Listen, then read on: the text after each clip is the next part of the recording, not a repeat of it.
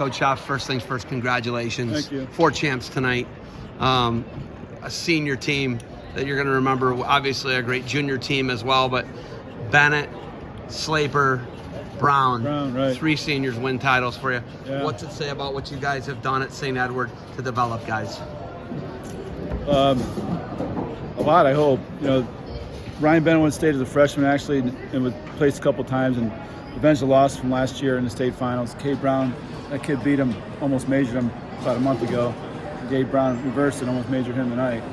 Slaper, I'm so proud of him. He's wrestling the best he's wrestled probably in his career this last 2 weeks. He's a senior, he stepped up when he knew he had to. Slaper, I was telling him, might be one of the most decorated athletes ever in St. Ed's history as far as he was a 3-time state champion in football. He was a senior captain. He was on 4 state championship teams in wrestling, a state champion in wrestling, 4-time state placer. He's an incredible athlete. Eaton's one of the best athletes arguably all around in Ohio. He's a state placer in track, right? And he's the best guy on the football team that leads them in tackles at least. So you have these dynamic guys, right? How do you keep getting athletes like that, and how do you develop them is the biggest thing. You don't just get them, they're already a finished product, you make them better. Well, the dual sport athletes, I encourage kids to do dual sports.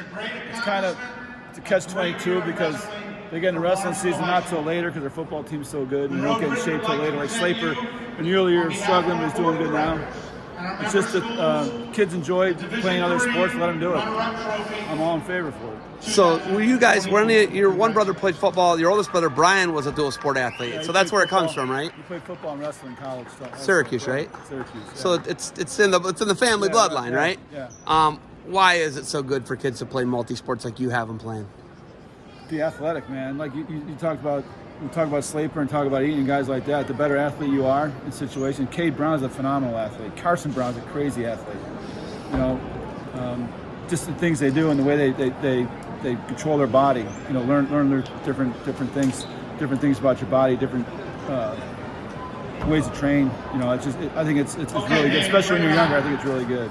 The Brown brothers are really special to me because they're totally fearless. They're not afraid to try anything. They're nuts. They're wrestling like their singlets on fire. It's one of the most entertaining styles I've ever seen. When those guys are on the mat, I trying to drop what I'm doing. I'm like, these dudes are gunslingers, man. That style is so entertaining. How do you get guys like that? And you got a guy like Bennett and T-Mar who are these guys that are super solid and just do everything right. Yeah, the object's to win the match. You can win the match a lot of different ways, man. You can win a match 14-13. You can win a match 1-0. The thing I'm proud about our kids is they find ways to win matches. And not every match is the same. Not every kid's the same. Not every situation is the same. Find a way to win a match. Right? We're not going to preach one thing. You have to do one thing only. Do what you're good at.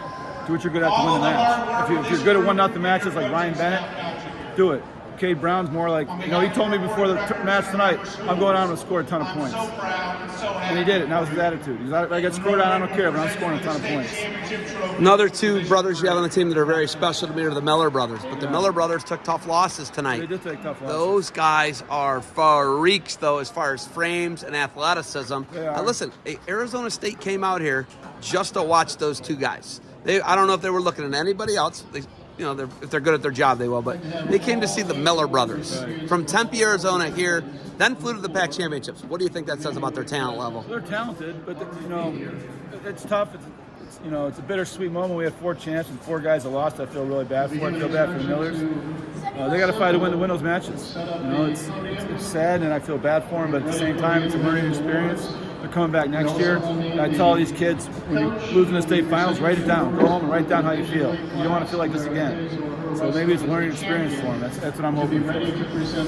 How good does this feel that you get to develop these young people? You always talk about, they're young people. They're young people. They make mistakes. You always are talking about young people to me and developing them and letting them make some mistakes, but also helping them grow as humans. What's that mean to you that you develop them as more than wrestlers and people? Yeah, that's what I'm most proud of at St. Ed's. First, our longevity, how we've been doing this for a long time, and the success we have in college.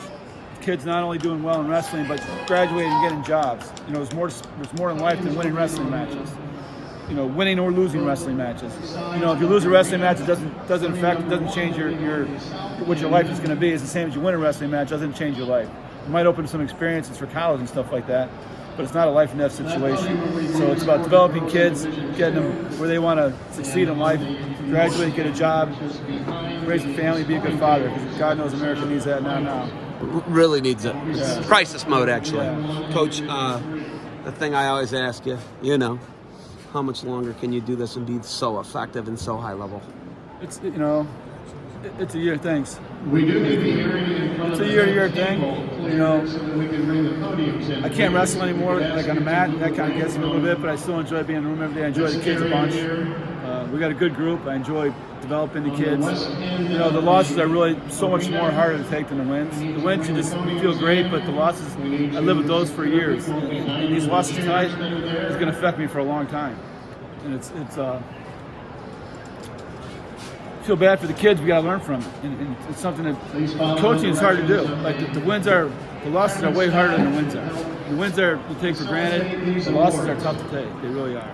Like I can see almost gritting your teeth when I bring the Millers up and how they wrestled in the finals tonight. It feels like that affects you more adversely than winning does, and the happiness. Would you say that's actually a true statement that you grit your teeth a little bit more at the losses? I'm gonna think about those losses for a long time. And I feel bad for the kids and the kids that won. Obviously they're going to celebrate and they're going to be with their families what they should be. But I feel bad for the kids that lost, and that's what kind of drives you as a coach. Is I come down here to get 14 champs. I want 14-0 every round, so we don't have to deal with this kind of stuff. And the kids, and me especially, but it's I don't know. Is this the Dan Gable in you and like what he instilled? It's just a human being in me. I want to see kids succeed. I want to see people be happy. I want to see, and I feel like I didn't do my job because they didn't win. So it kind of gets me a little bit. Does anybody work harder than Ethan Timar in the state of Ohio? Ethan Timar's a stud, man. I'll take him any day, twice on Sundays. Any day of the week, I'll take him. And I tell any college coach that watches this or any college coach that I talk to, you need Ethan Timar on your team. He works his ass off. He's a good student. He wrestles hard. He wrestles the situations. I would recommend him to any college coach in the country. All right, Coach. I know you guys got a big celebration. Guys are waiting for you. Do you got anything else for me? I'm good, thanks. Coach, I appreciate your time. It's always great talking to you. Good luck. Go Eagles. How many is this now? It's 46 if you include the dual meet state championships. I think it's like 36 or 35. I don't even know. 37 here, maybe something. How many did you win when you were there as a team? You? 4? Was it 4? 4, yeah. It was 4. So I think I've been involved in every one but 5. Because I was in college 5 years. 6. And then in 1978, my brother was on the team. So in one way or another, I've been involved in every one but about 5 years. Brian never won a team title. He was the first individual. It was the first individual in 78 and also the first team title. Oh, they won then? Yeah. Under Ferguson. That was the first team title in 78. I love it. All right, Coach. Go celebrate. Thank you for the time. Go Eagles.